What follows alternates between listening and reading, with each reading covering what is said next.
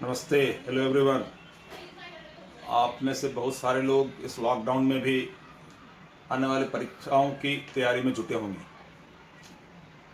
मेरे किसी मित्र ने हमसे आग्रह किया कि लीगल अफेयर्स से रिलेटेड कुछ विषयों के बारे में मैं अपनी बात रख दूं, इससे छात्रों को सुविधा हो जाएगी। देखिए, लीगल अफेयर्स की बात जब करते हैं तो इसको 3 ढंग से समझने की आवश्यकता है।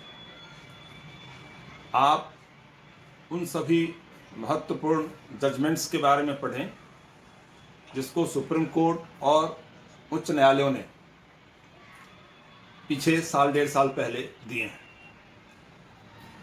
दूसरा विषय यह हो सकता है उन कानूनों के बारे में भी जानना, और कानून में कोई अगर संशोधन हुआ है, अमेंडमेंट हुआ है, तो उसके बारे में भी जानना जो रिसेंट है, साल 1.5 साल पहले का है। और तीसरा, आए दिन समाज में ऐसी घटनाएं घटती रहती हैं, स्थानीय स्तर पे, राष्ट्रीय स्तर पे, अंतर्राष्ट्रीय स्तर पे, जहां पे कानून की पेचीदगियों को जानना और समझना महत्वपूर्ण हो जाता है। उन सारी घटनाओं के पीछे में कानूनी पेचीदगियों की भी एक अहम भूमिका होती है। इस पृष्ठभूमि के साथ आप जब तैयारी करेंगे तो आपको सारी चीजें वहां दिखेंगी कि कौन सा ऐसी चीज है जिसको पढ़ना चाहिए, किसको ध्यान में रखना चाहिए। एक और बात, अनेकों घटनाएं घटती हैं, अनेकों कानून भी बनते हैं, बहुत सारे जजमेंट्स भी आते हैं। अगर आप सबको ही पढ़ने लगेंगे तो बड़ा मुश्किल होगा। तो जो व्यापक रेमिफिकेशन का है, ब्रॉडर रेमिफिकेशन का है, जिसका एक अपना रिलेवेंस है आने वाले समय में, ऐसे जजमेंट्स को पढ़ना है, ऐसे कानून को देखना है, उसके संशोधन को देखना है, और ऐसे विषय पे भी ध्यान देना है। अब आप जानना चाहेंगे कि मेरे दृष्टिकोण से कौन कौन से जजमेंट्स हो सकते हैं जो हाल के दिनों में सुप्रीम कोर्ट ने दिया है और जिसको आपको पढ़ना चाहिए। तो मैं 2, 3, 4, 5 जजमेंट जो ध्यान में आ रहा है जल्दी जल्दी बता दूंगा, आप लोग ध्यान में रखिएगा। एंटी डिफेक्शन की बात करेंगे तो पीछे कर्नाटका में जब सरकार बन रही थी तो 17 एमएलए ने वहां से अपने आप को एक पार्टी से अलग कर लिया था।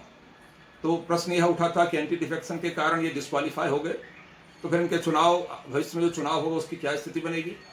तो इन सब चीजों को सुप्रीम कोर्ट ने एक जजमेंट्स के अंदर रखा था।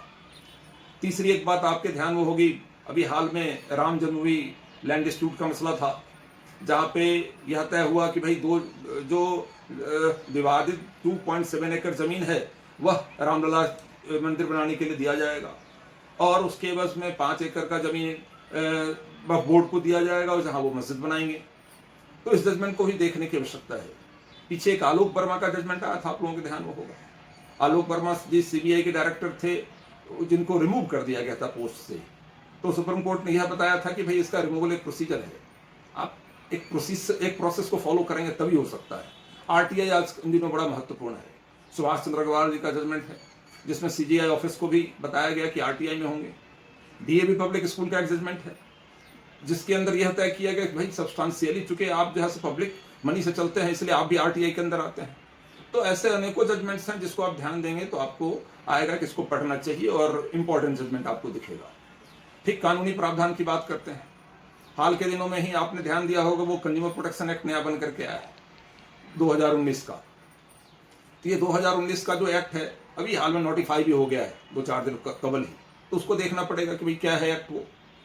फिर उसी ढंग से आपके ध्यान में आएगा कि इससे पहले डिक्रिमिनलाइजेशन ऑफ स्मॉल जो इकोनॉमिक ऑफेंसेस उसको लेकर के चर्चा चल रही है। तो आपको इसको ध्यान में रखना होगा कि ये क्या है, ये क्या प्रावधान है, क्या बनने की बात चल रही है। फिर सिटीजनशिप अमेंडमेंट एक्ट बना था, मोस्ट कंट्रोवर्शियल, काफी दिनों तक, लॉकडाउन से पहले तक, कोविड से पहले तक वो चलता रहा। तो उसमें क्या हुआ था वो आपको ध्यान में रखना होगा कि भाई उस एक्ट के क्या प्रोविजन है। ठीक, उसमें Jammu and Kashmir reorganisation act बना 2019, 370 हटा करके, और वहाँ जो एक सरकार जो स्टेट है उस रीऑर्गेनाइज कर दिया गया। उसके सारे पहलू को समझना आपका काम है। फिर Muslim women protection of rights on marriage act बना, इसको देख लेना है थोड़ा सा। फिर medical treatment of pregnancy amendment act है। तो ऐसे जो एक्ट्स आए हैं उस एक्ट्स को देखना है। अब थोड़ा सा करंट अफेयर्स की चर्चा कर लेते हैं।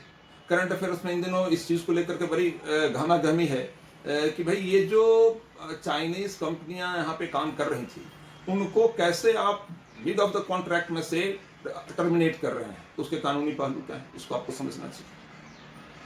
अभी कोविड चल रहा है, तो कोविड में भारत सरकार टाइम टू टाइम बहुत सारे गाइडलाइंस इशू करते रहते हैं, तो प्रश्न ये उठता है कि उनकी पावर कहाँ से आ रहा है। अभी राजस्थान में एक बड़ा ही गहमा-गहमी चल रहा है कि भाई ये जो पायलट ग्रुप है, सचिन पायलट ग्रुप, इनके हट जाने के बाद जो स्पीकर हैं उनका क्या पावर है, कोर्ट्स कब तक इंटरफेयर और कहां तक इंटरफेयर कर सकती है, ये सेपरेशन ऑफ पावर की चर्चा की लड़ाई यहाँ पे चल रही है, उसके इंटरप्रिटेशन की बात है, इसको देख लेने की आवश्यकता है। ठीक इसी ढंग से आजकल लेबर लॉ का एक बहुत बड़ा इशू है। लेबर लॉ का इशू यह है कि कंपनियां कह रही मैं ले ऑफ करूंगा, सरकार कह रही है थोड़ा सा आप जो है इनको लीनियंसी दिखाएं और कंपैशनेट ढंग से इसका ध्यान रखें, कंसिडरेट बने। प्रश्न है इसमें कानून कहां खड़ा होता है। इसी ढंग से आज के दिन में मोरेटोरियम के बावजूद भी रीपेमेंट जो बैंकिंग लोन्स है उसको लेकर के बहुत सारे डिफॉल्ट्स हो रहे हैं, तो ऐसे में सरकार को क्या करना चाहिए। और हम सबको मालूम है कि right to life, right to education, ये सब अपने आप में फंडामेंटल राइट्स है। इस कोविड के समय सब चीजों का हनन हो रहा है, तो आपको इनसे संबंधित सभी कानून के प्रावधानों को समझना चाहिए। मैं आप लोगों को शुभकामनाएं देता हूं कि आप लोग सही ढंग से पढ़ें, आने वाले परीक्षाओं में आपका जो है अच्छा परफॉर्मेंस हो और आप वहां से निश्चित रूप से विजयी होकर निकलें। इन्हीं शुभकामनाओं से आप सबों का बहुत बहुत धन्यवाद। नमस्कार, थैंक यू।